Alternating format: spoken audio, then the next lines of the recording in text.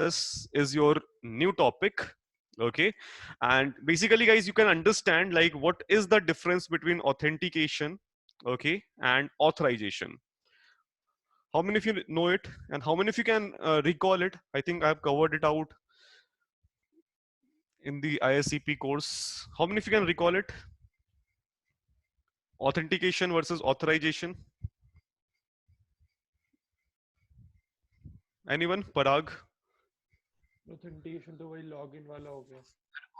Authentication is related to who the user is, while authorization is what the user can do. Exactly.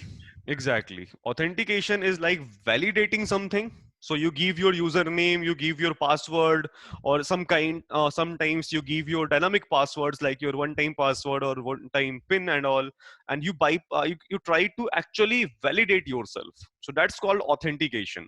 Okay, like authorization is giving users some kind of a roles. For example, guys, you log in into your Facebook. This is the same example which I've given you guys in the cryptography module as well, when I was talking about the authentication versus authorization in ISCP.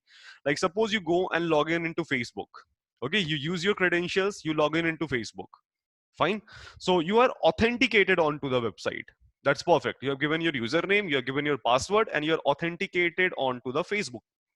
But what if you try to go on to my profile and change my profile picture? Would you be able to do that? You are authenticated, but you are not the authorized person to do that. So both of them are completely different. So here we are not dealing with authorization, guys. Here we are just dealing with the authentication. Once we will be reading the advanced IDOR topic, there we will be talking about the authorization issues, privilege escalations, and those issues. But right now, what we will be dealing with would be the authentication part. Okay. So guys, in authentication, I would like to start out from the OTP bypass, some of the basic test cases. See, like I think you know the very basic case of an OTP bypass. Like what you do actually, you just go on to a website, you just capture the right OTP response once, and after that you again enter a wrong OTP and replace it out. So whenever guys, whenever checking whether the OTP is right or wrong, okay, at client side only, okay, client side only, this could be very dangerous. Okay, this could be very dangerous. So always, every time you need to verify and you need to check or verify the request at the server side, not just the client side. And only if you are allowing login into the account based on some true and false conditions, okay, based on true and false conditions. Okay, so basically in this true and false condition cases, it's pretty dangerous again. So what an attacker can do, attacker can just capture the request of a right OTP once, and after that any number of times he will be entering a wrong OTP of any phone number, and then after that he will be replacing it out. So very simple test case. I think each one of you are aware with it. Like if I go on, and for some of the guys, like I have just talked about these things, so that would be a quick revision for you guys. Okay, so if I go on to a website, suppose healthy.in, okay, healthy.in, let's log out from this account. Okay, so I think this is a case which each one of you are aware with. Okay, let's click on log out. So you have been logged out successfully, and suppose this time if I want to go again, okay, let's go again to the login page. Let's reload it out. Okay, let's see. Okay, now let's go on to sign in or sign up. So once you go on to sign in or sign up, guys, you will notice that in the sign up field, we have these much available fields. Like for example, we would have to put down a name, we would have to put down an email address, the phone number, type in a password, accept this box, and then click on submit, the sign up button. So let's enter some name, for example, Ranjit, and suppose Ravan. Okay, first name and last name. Suppose if I put down any email address, Aditya XYZ, okay, at the rate gmail.com. And suppose if I put down any random phone number, suppose 9393929291. Okay, let's check if it is 10 digit, 5 plus 5. a random phone number. I don't own this phone number. I've just entered out a random phone number. And if I enter some one to password over here, click on I accept the terms and conditions. Now, if I click on sign up, guys, let's see what happens. I clicked on sign up, then OTP has been sent out to this phone number. Okay, 9393, whatever number I have entered out over here. Now, what I can do, the simple case, guys, is like go to your burp suite, turn the intercept on. Okay, those who are aware with it, it would be a revision. Those who are not aware with it, it's a very, very important attack which you should have in your bucket. Okay, so what I will be doing, I will be entering some random OTP 1234, and with this burp intercept on, guys, with this burp intercept on, we will be clicking on submit button. Okay, so once we click on the submit button, guys, you will notice that a request was going on to this mobile API slash version 2.1 slash router post.php. This was the endpoint. Okay, and this was the header, and from this host header we can identify that this is the request which was going to api.healthy.in. Okay, now this request we are not bothered about. Why? Because this request does not contain an OTP. Basically, we are looking for a request which was taking our OTP from the browser to the api.healthy.in server. Okay, so there is no OTP over here. Let's click on forward.